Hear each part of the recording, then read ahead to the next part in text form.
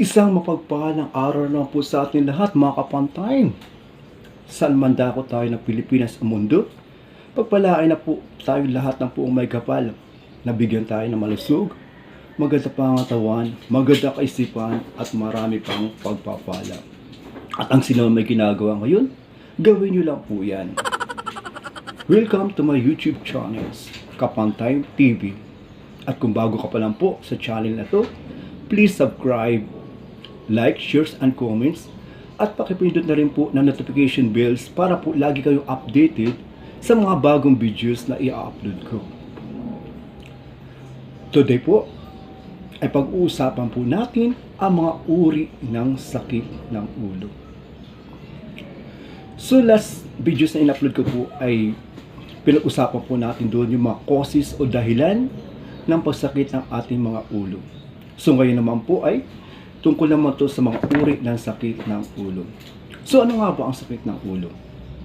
Mahalagang malaman na ang sakit ng ulo ay pangkatang tawag sa anumang kirot o discomfort na nararamdaman sa alinman bahagi ng ating mga ulo. So yun po, kung mayroon tayong mga nararamdaman ng mga discomfort o kirot sa alinman bahagi ng ating mga ulo, ang tawag po dyan ay sakit ng ulo. May iba't ibang uri, sanhi, ng iba't iba ring uri ng lunas. Depende po sa sakit ng ulo. Mayroon din po label ang sakit ng ulo. May tinatawag ito na mild o banayad lang. Mayroon din naman tinatawag na intense or malala. So alin naman sa dalawa ang iyong nararamdaman, hindi po natin dapat ito binabaliwala or pinapatagal. Dapat po ay binibigyan na agad ito natin ng pang-unang lunas.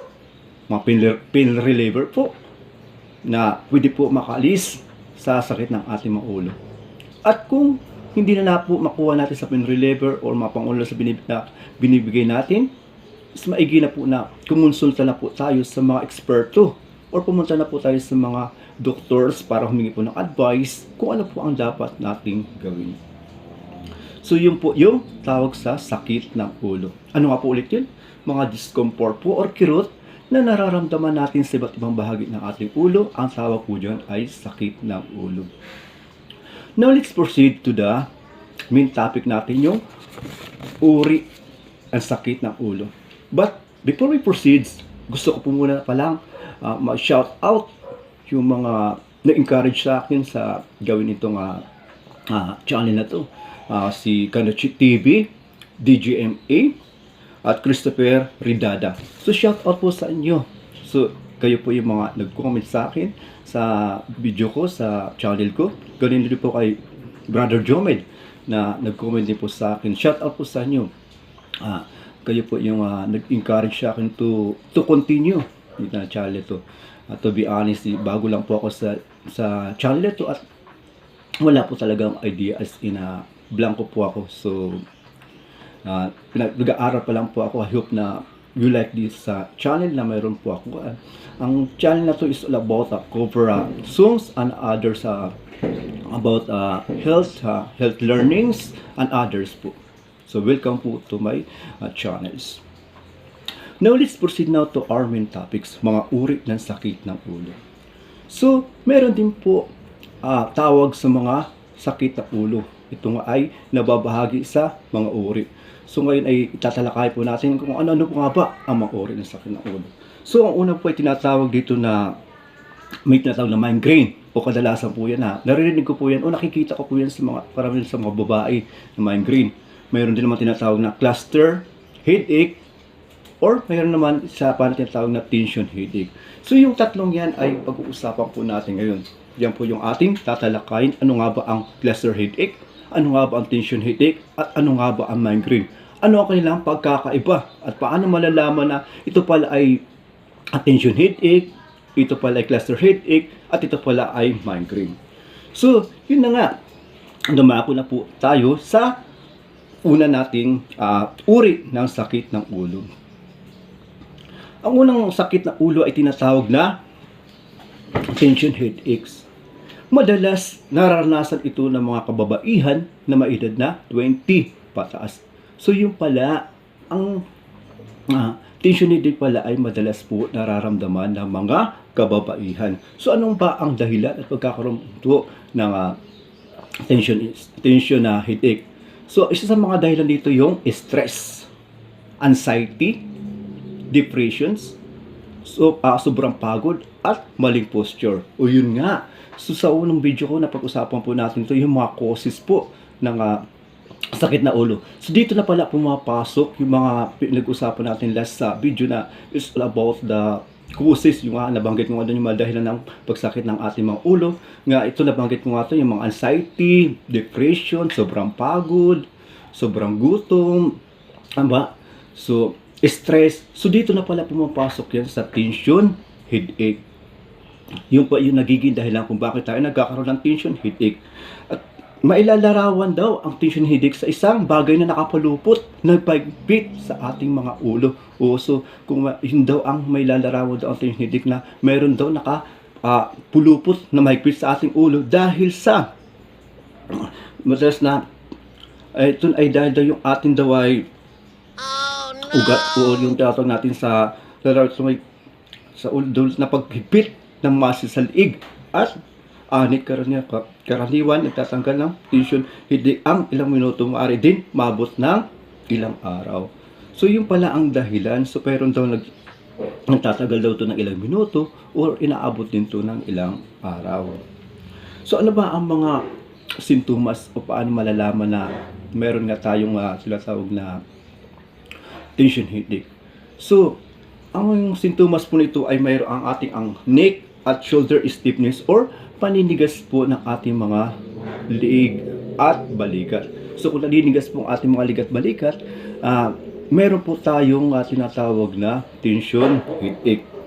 Scalp tenderness. Pangalawa ay may ating scalp tenderness. At yung pangatlo pong sintomas yung pressure sa ulo na maaring umabot sa gilid ng ating likuran at ulo. So yun po yung mga sintomas na masasabi po natin na mayroon po tayong tension headache. So scalp tenderness, mayroon na pressure sa ating noo na umaabot sa ating sa likod ng ating ulo. At yung una po yung paninigas po ng ating shoulder at balikat. So yun po yung tinatawag na tension headache. So ano naman po yung pangalawa? So yung pangalawa po yung tinatawag na cluster headache. Ang cluster headache ay may kasamang paghapdi ng nararamdaman sa paligid ng mata.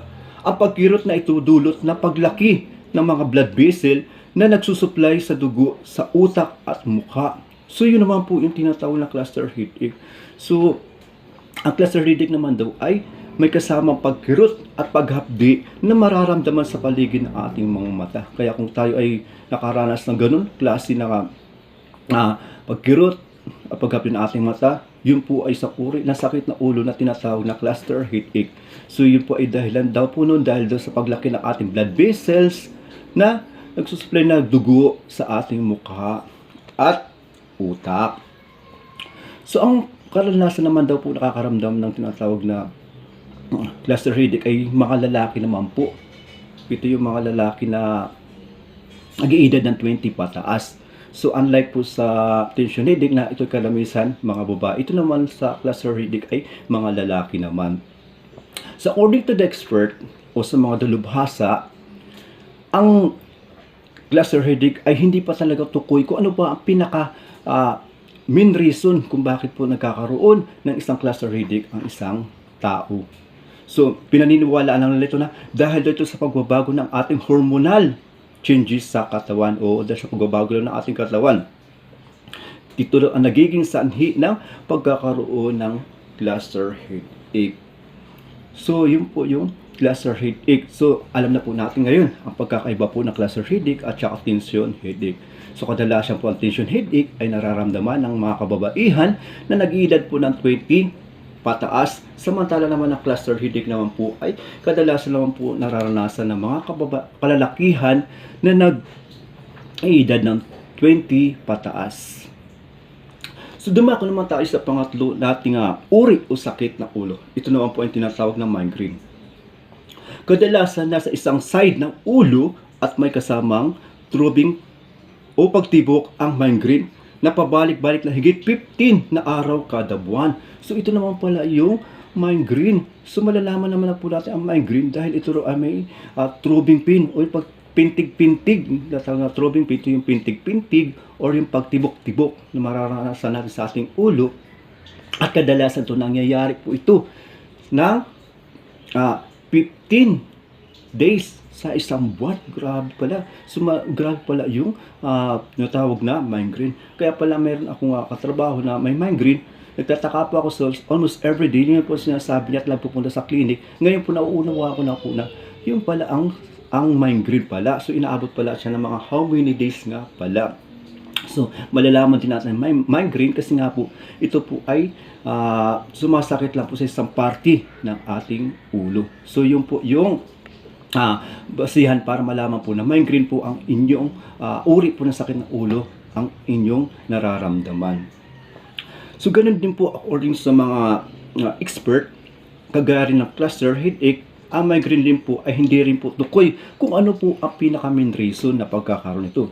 Ang pinaniniwalaan na ito dahil sa ganun din sa pagbabago ng ating hormones changes ng ating katawan. At iba't ibang trigger daw dito yung stress din po, nagiging dahilan din po ng migraine. Ganun din po yung ilang pagkain at inumin tulad ng kape. So ang kape din po pala ay nagiging cause din po o nagiging dahilan daw po na pagkakaroon ng migraine. Ganun din po yung environmental factors kagaya po ng ingay at sobrang liwanag. So yung pala ang nagiging cause ng migraine. So ang migraine din ay mayroon din mga sintomas. So malalaman po natin ang migraine po ang ating nararamdaman dahil po sa mga sintomas na ating mararanasan. So ano-ano po yung mga sintomas na mayroon po ang migraine? Una-una po yung throbbing pain. Yung throbbing pain, ito po yung pintig-pintig o pagtibok-tibok po na ating mararanasan.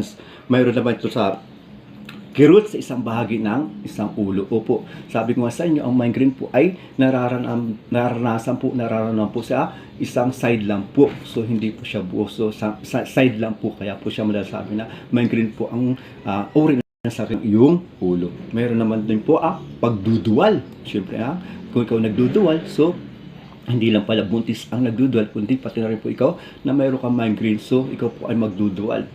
Nagsusuka, opo, nagsusuga din po, isa rin po sa mga sintomas o palatandaan na mayroon kang migraine or pagiging sensitibo mo sa ingay at sa liwanag.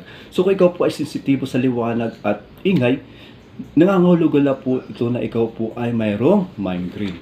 So yun po, yung mga uri ng sakit ng ulo na dapat natin malaman at maunawaan. So ano-ano po yung tinatawag na tension headache, pangalawa po yung tinatawag na cluster headache, at yung pangatlo po yung migraine. So balik na po tayo. Ang tension headache po ay kadalasan po nararamdaman o nararanasan ng mga kababaihan na nagkakaedad po ng 20 patas po dahil po ito sa stress, anxiety, sobrang pagod at depressions. Samantala naman ang cluster headache naman po ay nararanasan at nararamdaman po naman ng mga kalalakihan na nag-iedad ng 20 patas po. So malalaman niyo po ito dahil kung may nararamdaman po kayong kirot sa inyong mata, sa inyong paligid na mata, dulot po ng paglaki ng cluster vessel po natin, ng blood vessel po natin na dumadalay pong dugo sa ating utak po at mukha. So yun po yung tinatawag na cluster headache. Ang migraine naman po ay malalaman natin dahil po ito ay sumasakit lang po sa isang side ng ating ulo at pabalik-balik po ito ng almost 15 days. Imagine po 15 days sa isang buwan po. So yun po yung mga uri po ng sakit ng ulo. Sana po naunawaan nyo po at nagkaroon po kayo ng learning at knowledge kung ano-ano po yung uri ng sakit ng ulo. Dahil po dyan, hanggang dito lang po. Tatapusin ko na po aking video at naway po ay marami kayo na unawaan. Muli po sa mga bago lang po sa aking channels, please subscribe po, like, shares, and comment. At pakipindot na rin po na notification bell po para po lagi kayong updated sa mga videos na i-upload ko. At bago po iwas, sabi ko sa inyo, kung ano man ang yung ginagawa ngayon, gawin nyo lang po. Opo, gawin nyo lang po natin ating mga ginagawa. Lalo-lalo na po kung nasa tama naman po ating ginagawa. Pagpatuloy lang po natin kahit ano pong maging balakid o hadlang o marinig natin sa ating mga kapaligiran o sa mga tao na kapaligid sa akin, as long po na tama pong ginagawa natin, huwag po tayong mahiya. Ipagpatuloy po natin ang ating ginagawa as long po nag-i-enjoy tayo at masaya po tayo. Maraming salamat po. At hanggang dito na lang, naway pagpalain ko kayong lahat at magkita-kita po tayo sa susunod kong video. And all that, to God's to be glory. Bye-bye!